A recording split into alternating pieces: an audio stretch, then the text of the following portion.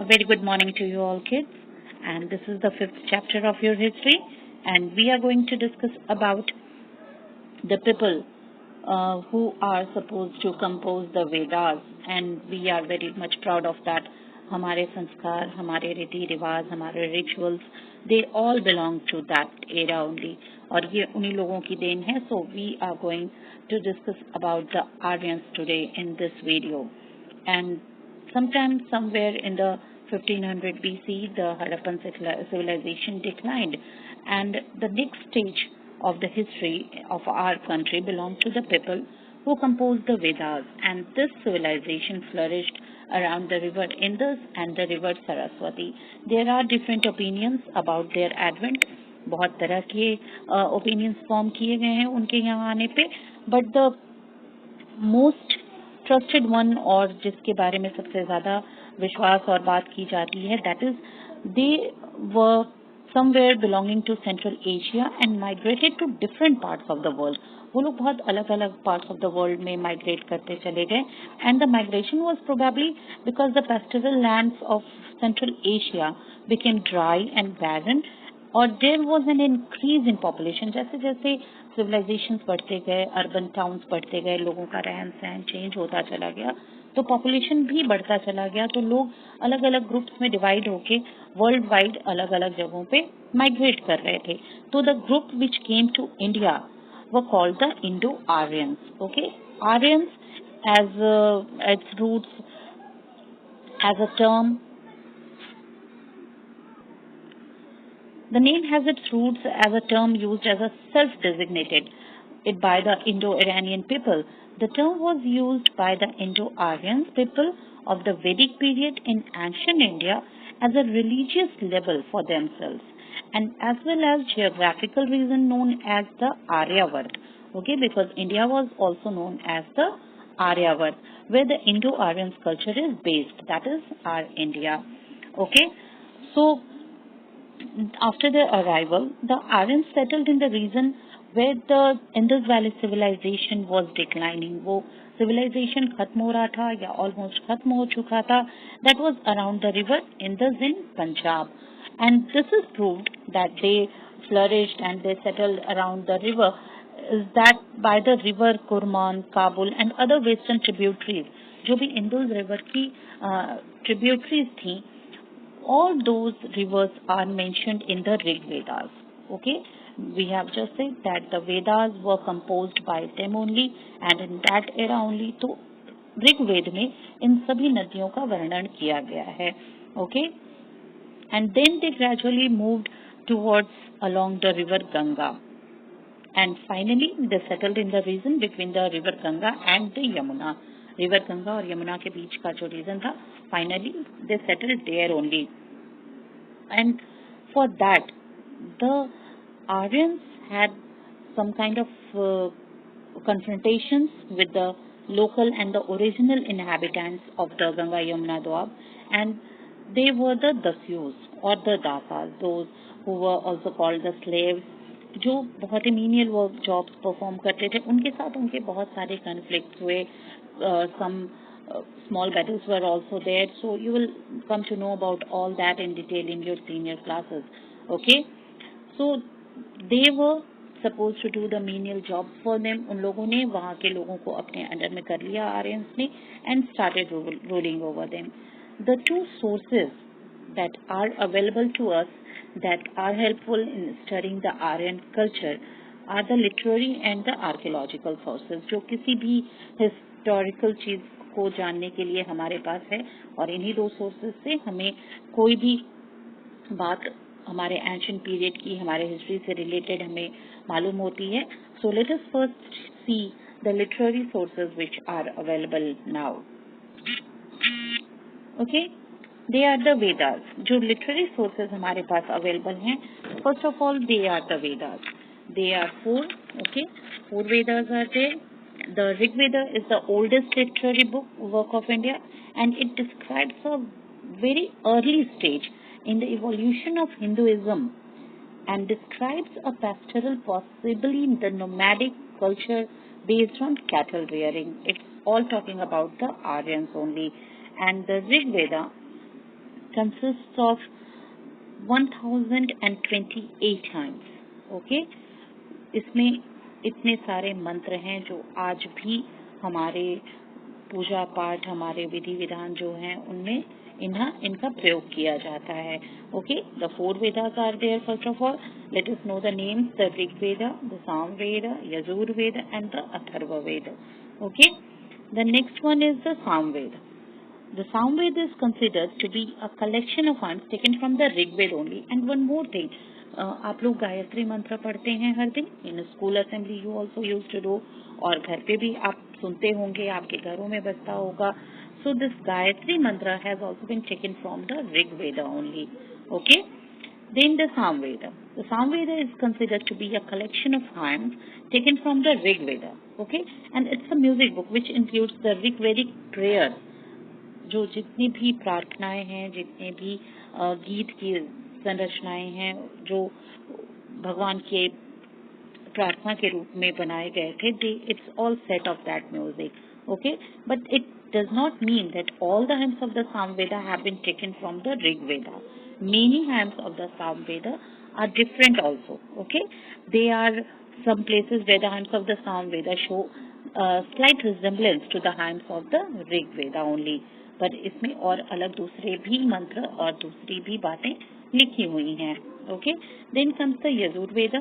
The Yajur Veda is a collection of ceremonial and sacrificial rituals. इसको भी 2 part में divide किया गया है, the Shukla Yajurveda and the Krishna Yajurveda. Okay, ये जो 3rd पॉइंट आप देख रहे हैं, the Yajurveda that comprises of sacrificial prayers, ये भी 2 पार्ट में है, the Shukla and the Krishna Yajurveda. And it is the guide to way different ceremonies and rituals are perform, कि किस तरह से किसी भी सेरेमनी को परफॉर्म करना है, किसी भी रिचुअल को परफॉर्म करना है, ये सारी बातें इसमें डिटेल में बताई गई हैं. And these rituals reflect the social and political setup of that time, कि उस समय के लोग भी किस तरह की वहाँ सामाजिक संरचनाएं थी, कैसे विधि विधान यूज किए जाते थे, लोगों के बीच किस तरह के लोग उसमें इन्वॉल्व थे, कौन कौन सी चीजें अवेलेबल होती थी. बहुत सारी बातें इन रिचुअल से और इन्हें पढ़ करके उस समय के बारे में हमें पता चलता है. And then the other one is, the last one is the Atharva Veda. Okay, and this is the last of the 4 Vedas that deals with the spells and charms to cast away evil spirits. जितनी भी negativity है, जितनी भी बुरी भावनाएं हैं, उन सबको दूर करने के लिए कुछ जो बताए गए हैं उपाय और जो मंत्र, जो विधि कि क्या करना चाहिए, क्या नहीं करना चाहिए, to just cast away all the negativity, you can say they all are just discussed in this Atharva Veda. और इन 4 वेदों के अलावा भी, ये जो 4 वेद आप देख रहे हैं, द ऋग्वेद, साम वेद, यजुर्वेद एंड द अथर्व वेद, इसके अलावा भी देयर इज सम वैदिक literature also, and that includes the Brahmanas, the Aranyakas and the Upanishads and Upvedas also. क्योंकि ये इतने बड़े बड़े कलेक्शंस थे, इतना कुछ इसमें लिखा हुआ था एक साथ, इन्हीं की बातें और दूसरे पार्ट्स में डिवाइड कर दिए. They are just the sub division of these 4 Vedas. Okay, so the Brahmanas, that is now only I have said, the other Vedic literature is there. The Brahmanas are the commentaries on the hymns of the Vedas. ठीक है, इन वेद की बातों को ही इन जो सब वेदास हैं उनमें छोटे छोटे पार्ट्स में बताया गया है. फिर the Upanishad, they contain the philosophical speculations. The 4 उपवेदास, जो 4 उपवेद हैं, ये 4 बड़े वेद और फिर उपवेद भी 4 थे. ये जितने भी उपनिषद, उपवेद और ब्राह्मणास, अरण्य, ये सब एक दूसरे से जुड़े हुए हैं, सभी एक दूसरे की बातों को ही बताते हैं. और जो ऋग्वेद है उसकी ही बातें ज्यादातर इन सभी वेदों में बताई गई हैं. Okay, then we can also say that they are the spiritual interpretation of the Vedas, and they are assumed to be their concluding portion. कि किस तरह से क्या है, फाइनली आप कंक्लूजन लिखते हैं ना कई बार अपने प्रोजेक्ट में, अपने असाइनमेंट्स में, so they are also like the concluding portions, and hence they are also known as the Vedanta. Vedanta means कि जहाँ पे वेदों का अंत, कि बस उतना ही बताया गया है वेद में, उन बड़ी बड़ी बातों को, उन बड़े वेदों को, उन ग्रंथों की बातों को छोटे छोटे बातों में, छोटी और सरल तरीके से बता दिया गया ताकि वो बातें हर किसी की समझ में आ सकें. Okay, and the Vedas give us a wide range of information about the life in the Vedic age, that is related with their daily life of the people, the religious beliefs, their rituals. Everything is all the information and everything what you want to know about them is there. Okay, and the period of Aryan settlement, जिस समय ये वेद भी लिखे गए और जब Aryan settle हो रहे थे, so that settlement and that period is also known as the Vedic age. Okay, then one more thing which is very much mentioned in the Vedas is the then we just saw the literary sources. Now these are the potteries and they are the archaeological sources also. Before going further, we must talk about these archaeological sources also, and they are very much important, and they were called the printed graveware. Okay, ये जो Vedic age pottery मिले हैं, they were excavated in the Ganga Valley, and it was at that time they were contemporary to the जिस तरह से बना था Harappan civilisation में, जिस तरह की पॉटरीज की बनावट थी, ये भी उन्हीं के कंटेम्पररी थे, उन्हीं के आसपास, और उन्हीं के बाद ये इस तरह के potteries bane, and the painted graveware pottery, and it was also followed by the northern black polished ware in about the 500 BC. Okay, and they also say so many things about their work, their craft work, and the materials they used, कि कौन कौन से material use करते थे वो, किस तरह का उनकी मेहनत होती थी, कितने स्पेशलाइज थे वो अपने काम में. In about 3000 BC, people also started making iron tools and so many things in which they used iron in West Asia only especially, and iron was harder than the other material like the copper and the bronze.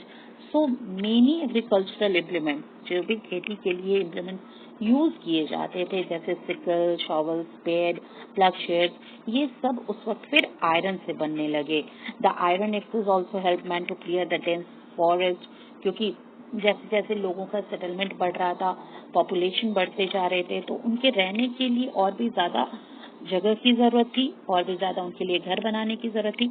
तो they also used iron axe to clear the dense forest, and the iron implements came to be used from about 1000 BC. Okay, then here is something more important that is mentioned in the Vedas, and that's according to the concept of Varnashrama, a man's life. जो उस वक्त बताया गया था, एक कुछ rule set किया गया था कि एक जो इंसान है, जो व्यक्ति है, उसकी लाइफ में कौन से 4 स्टेज होने चाहिए तभी वो सही है, और ये रूल्स बिल्कुल सेट करके दिए गए थे जो कि फॉलो किया जाना बहुत जरूरी था. पहला जो स्टेज है उसे कहा गया था ब्रह्मचर्य. Okay, when a person would study in a Gurukul under the guidance of a गुरु, कि वो अपने घर को छोड़ करके गुरु के आश्रम में जाकर के और वहाँ गुरु से सारी शिक्षा लेता था. ठीक है, कोई अपने घर बैठ के पढ़ाई नहीं करता था, और न ही आप गए और 4 घंटे का स्कूल किया और वापस आ गए. नो, आपको जाना था, गुरु की सेवा में करनी थी, उनके सारे गए बताए हुए काम करने थे, उनकी हर बात को मानना था, और वहीं से उनसे शिक्षा ग्रहण करनी होती थी. That was the system of the Gurukul. Then the Grihastha stage was there. In Grihastha, he would get married and lead a family life. जब वो शादी के लायक हो जाते थे तो गृहस्थ आश्रम में प्रवेश करते थे, और फिर उनकी शादी हो जाती थी. फैमिली उनको कुछ दिनों के लिए मैनेज करना होता था, वो भी उनकी एक ड्यूटी है, वो भी समाज के प्रति उनका कर्तव्य था, वो करना ही था. And that was just instructed by the Vedas also. फिर देन इट वाज द वानप्रस्थ, जब उन्हें कोशिश करनी थी, सबसे पहले गुरुकुल से आ गए, ब्रह्मचर्य कर लिया, गृहस्थ स्टेज को भी क्रॉस कर लिया, फिर एक स्टेज आता था जब उन्हें कोशिश करनी थी कि इस मटेरियल वर्ल्ड से, हर चीज की मोह माया, किसी भी बात से बहुत ज्यादा दुख तकलीफ, अपने इमोशंस को कंट्रोल करना, अपने अंदर पॉजिटिविटी लाना, इन चीजों पे उन्हें बहुत ज्यादा कंट्रोल करना था। और जितने भी बंधन थे, बंधन मीन्स कोई भी फिजिकल बंधन नहीं, it's all related with the emotional one, अपने बंधनों से ऊपर उठ करके और अपने आप को ज्यादा से ज्यादा भगवान की तरफ, अध्यात्म की तरफ अपने को ले जाना। So just it was a transition to the spiritual world kind of thing. Okay, इस मटेरियल वर्ल्ड से अपने आप को निकाल करके स्पिरिचुअल वर्ल्ड में ले जाने की कोशिश करना। And then the final stage was the sannyas, where he would leave all the comforts of his home and lead a simple life in the forest, जहाँ वो सभी कुछ त्याग कर, अपना घर, अपनी परिवार, अपने सुख सुविधा, वो लिव एवरीथिंग, और उसके बाद एक बहुत ही साधारण सादगी भरा जीवन जीने के लिए फॉरेस्ट में, जंगल में अपने अंतिम समय तक के लिए चला जाएगा। तो ये जो 4 स्टेज हैं ये बहुत ही क्लियरली बताए गए थे, जिन्हें फॉलो करना भी जरूरी था। Okay, and then some kind of rituals related with the king were also there, क्योंकि ये जो life of the people that was changing a lot, तो उस समय धीरे धीरे जो ट्राइबल सेटलमेंट थे वो चेंज होते चले गए, वो और भी ज्यादा बढ़ते चले गए, और वो छोटी छोटी कम्युनिटी और फिर स्मॉल किंगडम्स में बदलते चले गए। And they were known as the janapada. सबसे पहले आर्यन ने ट्राइबल सेटलमेंट में रहना शुरू किया, and then they started living in janpads like the small kingdoms, and these tribes also fought battles for cattle, land, water। ये सबसे ज्यादा उनके बीच लड़ाई होती थी कैटल के लिए। ओके, एंड जिसके पास ज्यादा होता था वो ज्यादा पावरफुल माना जाता था। they used the horse drawn chariots in these battles, और इसमें वो क्या करते थे, घोड़े लगे हुए रथों से युद्ध लड़ते थे। A village or gram was the smallest unit. The tribe elected a king called Rajan, और जिस तरह से एक एडमिनिस्ट्रेटर की जरूरत होती है सारे सिस्टम को सही चलाने के लिए, तो वैसे ही उस वक्त भी लोग अपने लिए एक राजा का चुनाव करते थे, जो अपने ट्राइब को किसी भी तरह के अटैक से और किसी भी तरह की प्रॉब्लम से बचाता था, उनका ध्यान रखता था। The system was always there. हर समय में, अलग अलग फेजेस में, अलग अलग समय में, इन द हिस्ट्री और इन द मॉडर्न वे, चीजें वही रही हैं, बस थोड़ा सा उनमें मॉडिफिकेशन होता चला गया और उन्हें अलग अलग नाम से जाना जाने लगा। उस वक्त भी सभा होती थी, समिति होती थी, राजा अपने कुछ आम लोगों से मिलते थे, दरबारियों से मिलते थे, सबकी समस्याओं को सुनते थे, लॉ एंड ऑर्डर का ध्यान रखा जाता था, वेलफेयर का ध्यान रखा जाता था। तो ये सभी चीजें उस वक्त भी होती थी और आज भी हैं, बस उनका रूप बदलता चला गया है समय के साथ। फिर लेटर वैदिक एज में किंग जो था, जो राजा था, he became an absolute ruler, okay, and was both the supreme commander of the army and the chief justice also। वो जो बोलता था बस वही सही होता था, उसकी हर बात को मानना ही सही होता था। and he used the titles such as सम्राट, महाराजाधिराज। तो ये बताता है कि उसके उस पोस्ट में, उसके उस अधिकार में कितना ज्यादा पावर था, वो कितना ज्यादा पावरफुल इमर्ज हुआ था किंग उस समय। And he perform the Rajasuya sacrifices and the अश्वमेध यज्ञ ऑल्सो। आपने अश्वमेध यज्ञ का नाम सुना होगा, अगर आप पढ़े नहीं होंगे तो आप लोगों ने रामायण तो जरूर देखी होगी, है ना। जब अभी दोबारा टेलीकास्ट हो रहे थे रामायण के सारे एपिसोड, तो आप लोगों ने जरूर थोड़े बहुत देखे होंगे, क्योंकि आप सभी लोग घर पे थे उस वक्त। तो घर के बड़े लोग जब देख रहे होंगे तो कुछ ना कुछ आपने सुना ही होगा कि किस तरह से लव कुश ने भगवान राम के छोड़े हुए घोड़े को बांध लिया था और उसके बाद उसके लिए उनकी लड़ाई हुई थी। So such kind of practices was very मच कॉमन इन एट दैट टाइम। और राजा अपनी पावर को बताने के लिए, अपनी अथॉरिटी को बताने के लिए इस तरह के यज्ञ किया करते थे। Okay, the The horse was let loose to wander about, and the king claimed authority over all the areas the horse passed by. जहाँ से भी वो घोड़ा गुजरता था, वो उस राजा के साम्राज्य में एडअप होता चला जाता था, वो उनका एरिया होता चला जाता था। और अगर कोई उसे बांध के रखने की कोशिश करता था तो वो इसका मतलब है कि जिनका भी घोड़ा है, जिस राजा ने भी उसे छोड़ के रखा है, वो अपने एरिया को एक्सपैंड कर रहे हैं, मतलब वो डायरेक्टली उन्हें चैलेंज कर रहा है उनसे वॉर करने के लिए। ओके, तो इस तरह की चीजें बहुत ही ज्यादा कॉमन थी उस वक्त। और जो एक और बहुत ही इम्पोर्टेंट चीज है about the social life of that time was that the things how they change, the Brahmins were almost at the top. Okay, जो किंग थे वो असिस्ट किए जाते थे बहुत सारे मिनिस्टर के द्वारा। जो संग्रहित्री था वो टैक्स कलेक्शन का काम करता था, और जो सभा और समिति है इनके भी स्ट्रक्चर्स बहुत ज्यादा धीरे धीरे बदलते चले गए थे, और इन सबको धीरे धीरे ब्राह्मण्स ने डोमिनेट करना शुरू कर दिया। ओके, क्योंकि उन्हें पता था कि वो ग्रंथों को जानते हैं, वेदों को जानते हैं, वो उन्हें पढ़ सकते हैं। So they started manipulating the things in their own way. वो कई बार हो सकता है राजा को डराते होंगे कि अगर आप ऐसा नहीं करेंगे तो आपके साथ ऐसा हो जाएगा। When you have some kind of power, then you sometimes misuse that. तो ब्राह्मण का जो पोजीशन था उस वक्त समाज में वो बहुत ऊपर था, और वो हर जगह हर एक एडमिनिस्ट्रेशन के एरिया में डोमिनेट करना शुरू किया उन लोगों ने। And women were no longer allowed to become the members. किसी भी तरह से औरतों को फिर उसके बाद किसी भी पूजा यज्ञ हवन और इस तरह की चीजों में बहुत ज्यादा इन्वॉल्व होने की अब परमिशन नहीं मिलता है। Then when we talk about the social life of that time, it was divided into 4 groups, and that was based on the occupation, not at the intelligence level or at the things what they were doing for the society or anything.